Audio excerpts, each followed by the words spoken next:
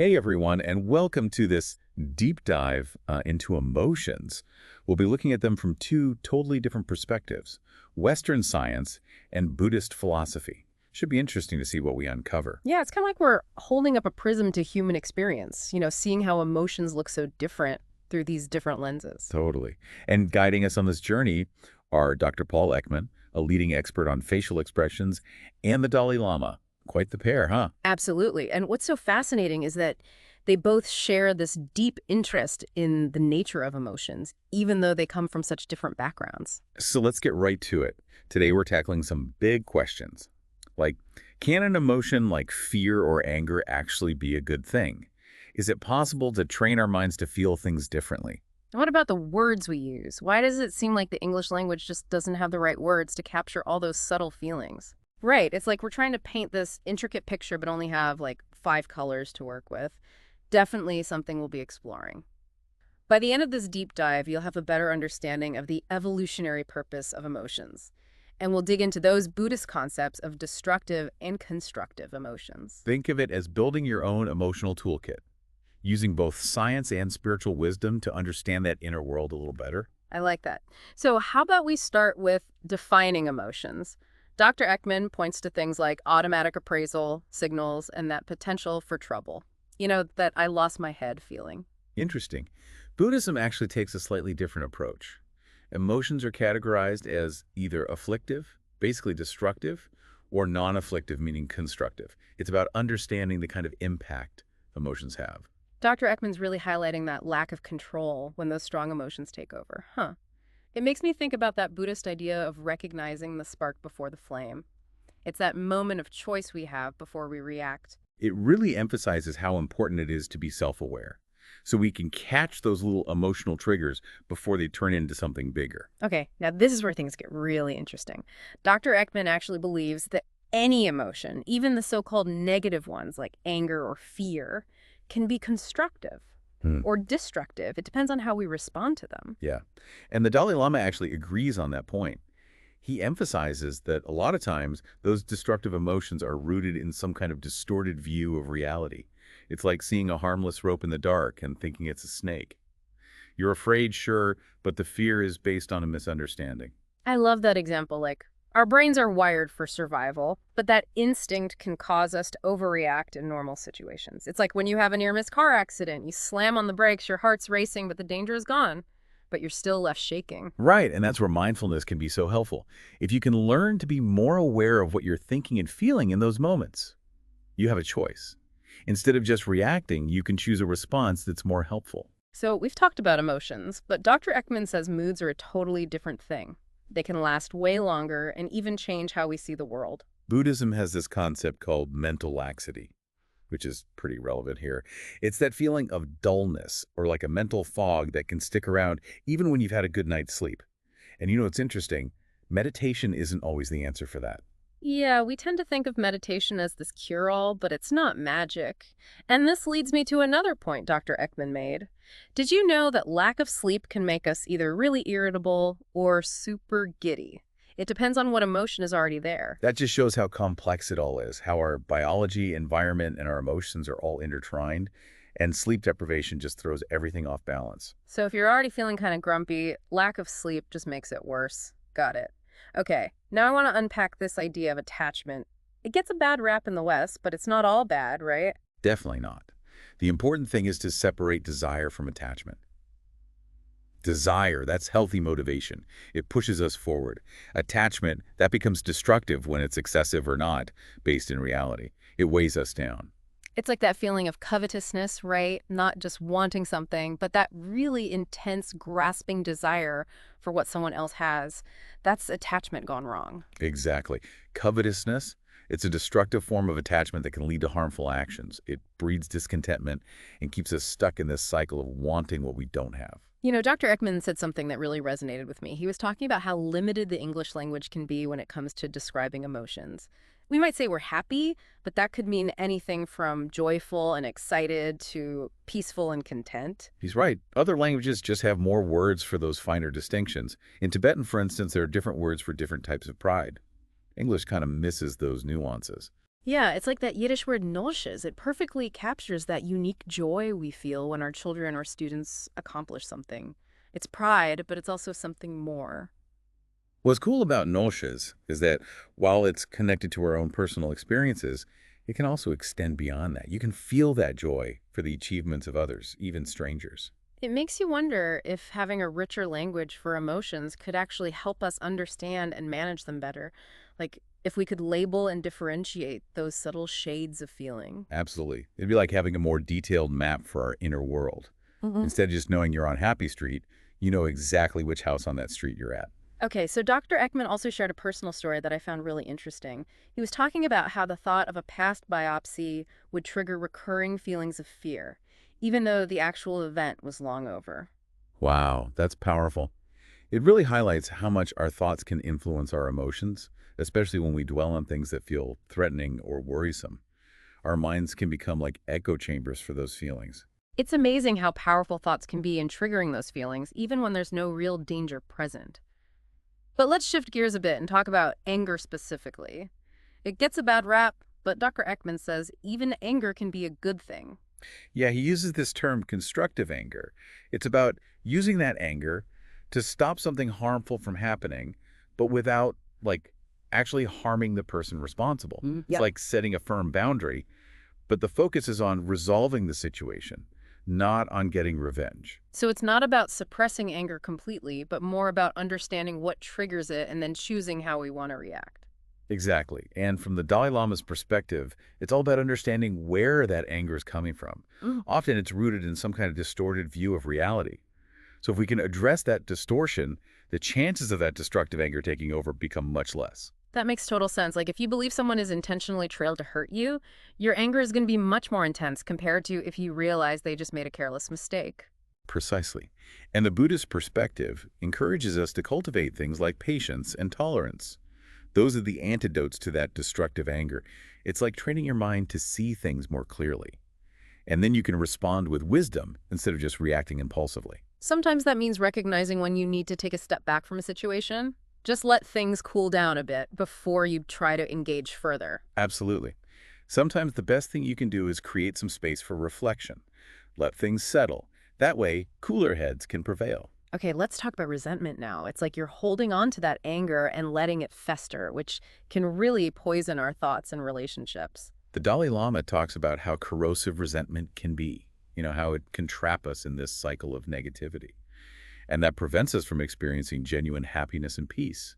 He even compares it to drinking poison and expecting the other person to die. Wow, that's a really powerful image. It's like we're giving that person rent-free space in our minds when we hold on to that resentment. And the Buddhist antidote to resentment is forgiveness. Now, it's important to remember that forgiveness doesn't mean that you're condoning those harmful actions. It's about releasing yourself from that burden of anger and bitterness. Yeah. It's like finally putting down a heavy weight you've been carrying around for way too long. I can see how that would be so freeing, but forgiveness can be really tough, especially when you've been deeply hurt by someone. It's not something you can just decide to do overnight. It's a process. You're right, it takes time. And it requires compassion, both for ourselves and for the person who's wronged us. It's about recognizing that we're all human, and we all make mistakes, and we all have the capacity to grow and change. So now let's go even deeper and talk about hatred. This is a really intense and destructive emotion that can have devastating consequences for individuals and for the world. Hatred often stems from a combination of things: fear, anger, and that sense of separation from others. It creates this deep division between people, and that just fuels more conflict and violence. The Dalai Lama is such a powerful advocate for nonviolence and compassion, even when faced with oppression and suffering. He teaches that we can never overcome hatred with more hatred. The only way is through understanding, empathy, and love. And that's a challenging path, no doubt, but it's absolutely essential if we want to create a more peaceful and just world. It starts with cultivating compassion within ourselves. Then we extend that compassion outward to those around us and eventually to all beings. So we talked about anger, resentment, hatred. Now I want to talk about the flip side, compassion. It's often seen as the opposite of hatred. It's about kindness, empathy, and wanting to alleviate suffering. The Dalai Lama considers compassion to be a fundamental human quality, and it's something that's essential for both our own well-being and the well-being of others.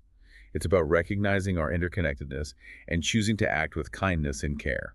It's interesting because there's more and more scientific evidence emerging that supports the idea that compassion is actually good for our physical and mental health. That's right. Studies have shown that practicing compassion can actually lower stress levels. It can boost our immune systems and increase those feelings of happiness and connection. It's like this win-win situation that benefits everyone involved. It's like that warm feeling you get when you witness an act of kindness or when you help someone in need. It reminds us that we're all in this together. And that sense of connection is so important. Compassion requires us to see past our differences and recognize that every human being has inherent worth and dignity. It doesn't matter what their background is or what they believe. So it's about expanding that circle of compassion, starting with our loved ones, then moving outward to strangers, and even to those we might consider our enemies. That's the ultimate challenge, isn't it? To cultivate compassion for those who've harmed us or who hold different beliefs. It takes a lot of patience and understanding, but it also requires a willingness to look beyond our own limited perspective. It's not easy, but it seems like that path ultimately leads to greater peace, both within ourselves and in the world around us. It does. It's a journey we can all take, no matter who we are or what we believe. It starts with small acts of kindness in our everyday lives, extending that kindness to ourselves and to others, and remembering that we're all connected in this human experience. We've really covered a lot of ground today, from the science of facial expressions to the wisdom of Buddhist philosophy. It's clear that emotions play a huge role in our lives. They influence our thoughts, our actions, our relationships. And while emotions can sometimes lead us down the wrong path, they can also be a powerful force for good. They can motivate us to act with kindness, courage, and integrity. The key, it seems, is to develop that self-awareness, to build our emotional intelligence, and to practice responding to our emotions in ways that are both skillful and compassionate. When we do that, we can really harness the power of our emotions. We can create a more fulfilling life for ourselves and help build a more compassionate world for everyone. We've been focusing on this idea of forgiveness and letting go of resentment, but I'm curious, what about those situations where we've been deeply hurt or betrayed? Is forgiveness always possible? Is it even necessary? That's a really profound question, and it's one that deserves careful consideration. Forgiveness in those types of situations, it can be incredibly complex and challenging. It's not about saying that what happened was okay or minimizing the pain that was caused, but it's about recognizing that holding on to anger and resentment ultimately hurts us more than anyone else. It keeps us stuck in that cycle of negativity and prevents us from truly moving on. So it's almost like forgiveness is about freeing ourselves from that burden. It's about acknowledging the harm that was done, allowing ourselves to feel that pain, and then choosing to let go of that anger and bitterness. Exactly. It doesn't mean we forget what happened or that we excuse it. It's about finding a way to move forward with compassion and understanding, both for ourselves and, if possible, for the person who caused us harm. But it's also important to remember that forgiveness doesn't always mean reconciliation. Sometimes, for our own safety and well-being, we need to create distance from those who've hurt us. You're absolutely right. Forgiveness isn't about condoning abuse or allowing ourselves to be hurt over and over again. It's about finding a way to heal and move forward in a way that's healthy and empowering. So while forgiveness can be a really difficult path, it ultimately leads to a greater sense of peace, freedom, and well-being. It's about breaking free from those chains of anger and resentment and choosing to live with compassion and understanding. And it's a reminder that even when we're faced with tremendous suffering, we still have a choice in how we respond. We can choose to perpetuate that cycle of negativity, or we can choose to break free and create a future that's more positive and compassionate. We've talked a lot about how humans experience emotions, but I've been wondering, do animals experience emotions in the same way that we do? Do they have moods, or is it more about instinct? It really makes you wonder, about animals and their emotional lives. But speaking of things that make you wonder, Dr. Ekman mentioned something else that really got me thinking. He was talking about how the English language can be pretty limited when it comes to describing all the nuances of emotions. Oh yeah, I see what you mean. We tend to lump all these different emotional experiences together under one word, like happy or sad. But in other languages, there are so many more specific terms. It's like that Yiddish word netches. Yeah. It perfectly captures that specific kind of joy you feel when your kids or students accomplish something great. It's pride, but there's so much more to it. It's like a warm glow mixed with deep satisfaction. Exactly. It makes you wonder if having a richer vocabulary for emotions could help us understand and manage our own feelings better. Like if we were able to label those subtle differences. I think it could. Maybe if we could pinpoint those shades of emotion, we could be more skillful at handling them. It'd be like having a more detailed map of our inner world. I love that analogy. Instead of just knowing you're somewhere on Happy Street, Hmm. you can pinpoint exactly which house on that street your feeling is in. So as we wrap up this deep dive into emotions, what are some practical things our listeners can do to cultivate a more balanced and fulfilling emotional life? Well, it all starts with paying attention. Notice what triggers your emotions. Those specific situations or thoughts that tend to set you off. Pay attention to your body, too, how those emotions feel physically. So like noticing those early warning signs, right? Like a racing heart or clenched jaw before things get out of hand. Exactly. And remember, it's not about trying to suppress those emotions completely. It's about creating a little space between the impulse and the action. That's where we have the power to make a choice. We're not robots. It's okay to feel things. It's about what we do with those feelings. Another powerful practice is mindfulness. It's about learning to observe your thoughts and emotions without judgment. That can help you detach from those negative thought patterns that fuel so many destructive emotions. It's like instead of being swept away by the current, you're watching it from the riverbank. Makes sense. Don't underestimate the power of language. See if you can expand your emotional vocabulary. Look for words in other languages that describe feelings in ways that English just can't. I like that. It's almost like becoming an emotional anthropologist, exploring all the different ways that people experience and express their feelings. And remember that every emotion, even the difficult ones, has a purpose. Instead of labeling them good or bad, try to figure out what they're trying to tell you. What can you learn from your anger, from your fear, from your sadness? It's like changing our perspective. Instead of pushing those feelings away, we're getting curious about them, asking, what are you trying to tell me? And finally, never underestimate the power of compassion for yourself and for others.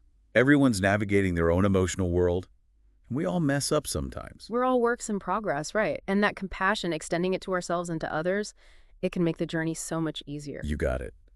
And remember that this emotional well-being thing, it's a journey, not a destination. Be patient with yourself, practice some self-care, and celebrate those small wins along the way. Well, we've covered a lot in this deep dive, from the science of facial expressions to the wisdom of Buddhist philosophy. I hope this is giving you some food for thought and maybe some tools to help you navigate the world of emotions. And most importantly, remember, you're not alone in this. Yeah. We all share these human experiences, the ups, the downs, everything in between. By cultivating that self-awareness, compassion, and emotional intelligence, we can create a more fulfilling life for ourselves and make the world a little more compassionate for everyone. Before we go, I want to leave you with one last thought. Dr. Ekman believes there may be subtle differences in our facial expressions that can actually distinguish between constructive and destructive anger. Can you spot those cues? It's something interesting to think about as you continue to explore your own emotional world. Thanks for joining us on this deep dive, and we'll see you next time.